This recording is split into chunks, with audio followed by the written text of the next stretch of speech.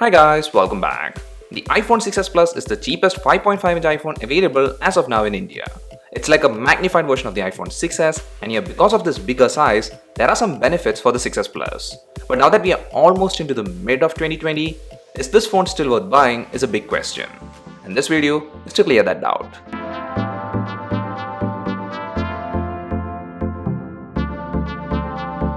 The 6s Plus is a big phone even for today's standards, and its main body is made of aluminium. Now this unit here is more than 3 years old, but still because of the excellent build quality the 6s Plus has, this is still holding great. There are minor scratches on the body and also on the front display, but overall everything looks clean, and the best part is that the camera lens doesn't have any scratches. And about the volume button and power button, they're still working great. Now the home button is a physical button with the 6s Plus, and even though it's a bit less clicky after this long, it also still works fine. And here embedded in the button is the 2nd Gen Touch ID, which is still one of the fastest. It does unlock the phone instantly and with less errors. And checking the ports, this is the last iPhone that had the headphone jack, and therefore this and its younger brother 6s is the only iPhones which has the latest OS and an headphone jack. So if you're into headphone jack, well then the 6s Plus has got you covered. And about the lightning port, it has aged great and works without any issues. So overall, even though because of the big chunky bezels around the display, and also because of the weird angle lines, even though the design looks dated, it's a well-built phone, and based on durability, the 6s Plus is still a champ. And actually to an extent, that's the case with the display used here.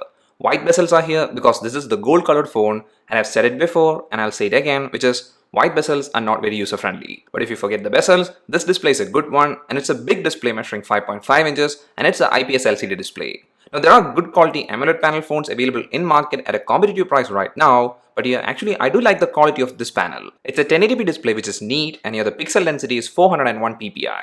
And overall this display, like I said before, is still a good one with proper colors and no issues with viewing angles, and also it does get moderately bright too. If you're into media consumption or playing games, this display is still a good one, and even though there is only a single bottom firing speaker, the output from it is not bad if you don't cover it. And about the earpiece, it's still a great one. You can clearly hear the person's sound during a call, and also the microphone does pick up your sound well, such that for calls, the 6s Plus still takes the top spot. So till now, things are not bad for almost a 5-year-old phone. And if these were surprising, the best is yet to come, and that's the performance. I can guarantee you that at present, no 5-year-old phone will perform like the 6s Plus. The processor used here is Apple's A9 chip, and the RAM available is 2GB. Storage options varies, but what I would love to stress is that if you find a 16GB option, don't even consider it. Now the 2GB RAM might look very low, but since Apple does control the software, the optimization is great, and hence the overall user experience is still good. If it's just casual browsing through web or social media, sending a message, taking a quick photo, or watching a YouTube video,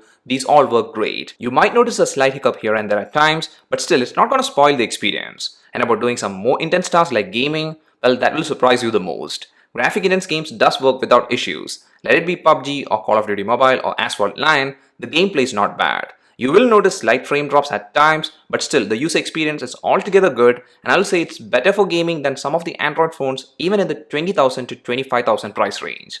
Now the lower RAM does show its age with apps kept in memory, but since the app does open at moderate speed, the usage wasn't much affected because of the RAM. But about storage, my unit has 32GB of storage, and it's almost full. Now if you're a light user, maybe you can settle with 32GB, but I won't recommend it much, and the base storage I'll recommend is 64GB. And one of the reasons for that is because the main camera here is a 12 megapixel f2.2 camera, and with this one, you can record 4K videos at 30 FPS. There is optical image stabilization, and the videos captured are pretty stable, and also the quality is neat if there is good lighting.